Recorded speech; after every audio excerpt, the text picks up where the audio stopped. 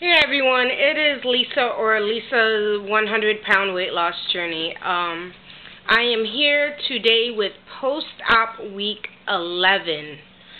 I cannot believe I'm about to be 3 months post-op next week. It's unbelievable. Time is truly flying by. Today I'm trying something different. I'm recording with my husband's camera, so I hope you guys can hear me loud enough, because the last time I tried to do a video, the audio is kind of low, so I have my fingers crossed that you guys can hear me. And if it sounds like I'm shouting, that's because I'm trying to make sure you hear me. Anywho, let's get into numbers. Last week I was 272 pounds, 0.0. This week I weighed in at 267.4, giving me a 1 week loss of 4.6 pounds. Yay! Great loss this week. I don't usually have big losses, so it's nice when I do have a big loss during a week. So that brings my total weight loss since August 15th, when I started my liquid diet, to 44.6 pounds. And it also puts me 5.4 pounds away from my first goal, which is 50 pounds lost. So close. I can't believe it.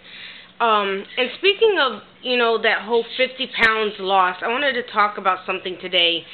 And it's like that whole expectation perception thing. Some people think that, you're going to lose 50 pounds and you get on the scale and you see 50 pounds gone. And then you look at the mirror and you don't see it. And it's frustrating, because I'm going through it.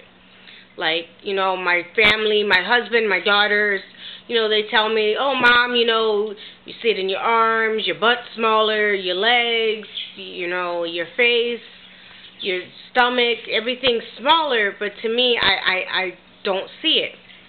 But this is what I want people to understand. And this also goes along hand in hand with the whole letting the scale run your life and, as many people say, being defined by your scale.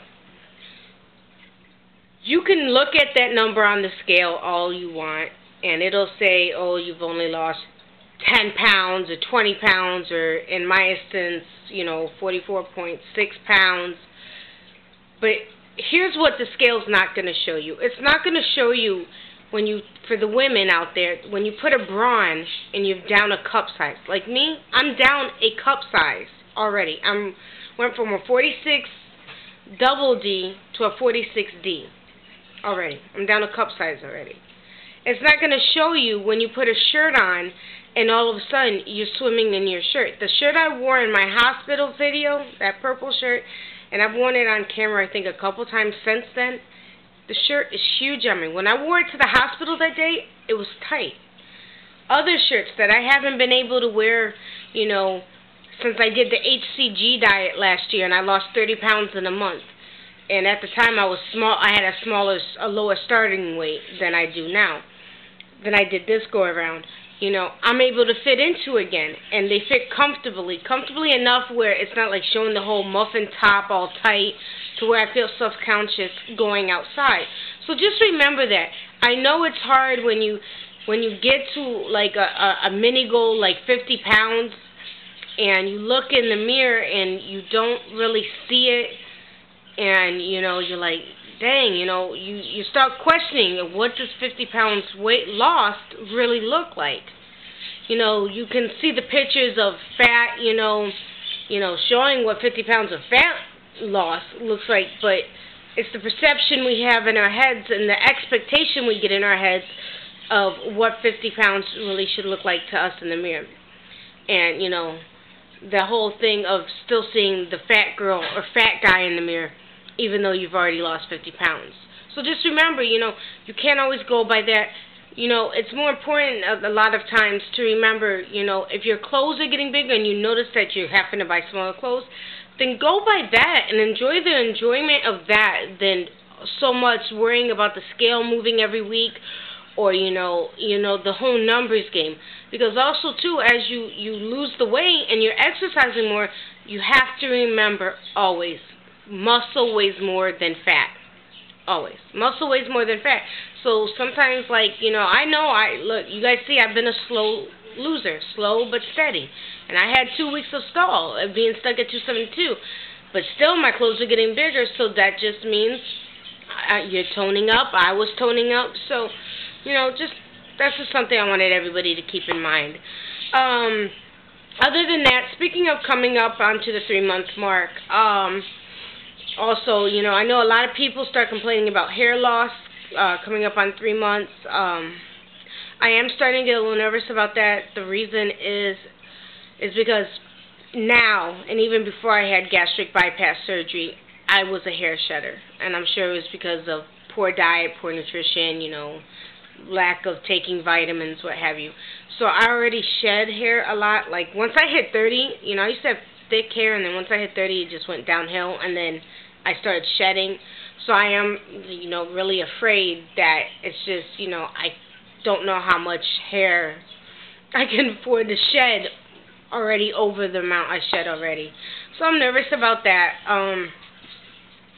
The last few days I've been averaging about a pound of weight loss a day. I have noticed, so this might help, you know, some of you out there that are having slow loss.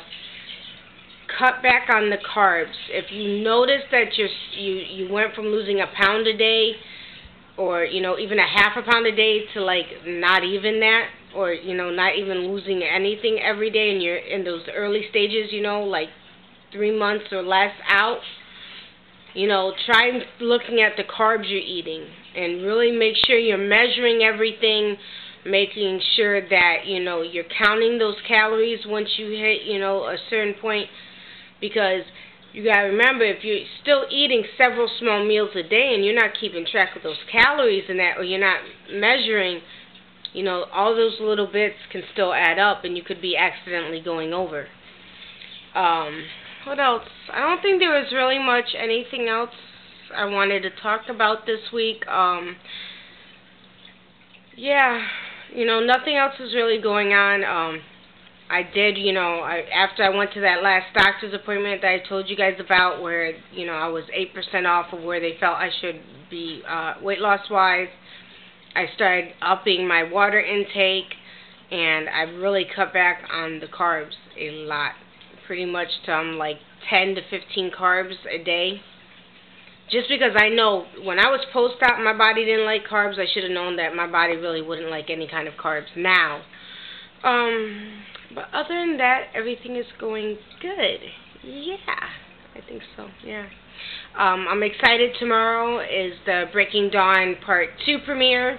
I am going to the marathon with my daughters and my husband. My daughters are playing hooky from school to go. We're going to go watch the first 4 movies in the theater, and then it's followed by the 10 o'clock showing of Breaking Dawn Part 2. I'm super psyched.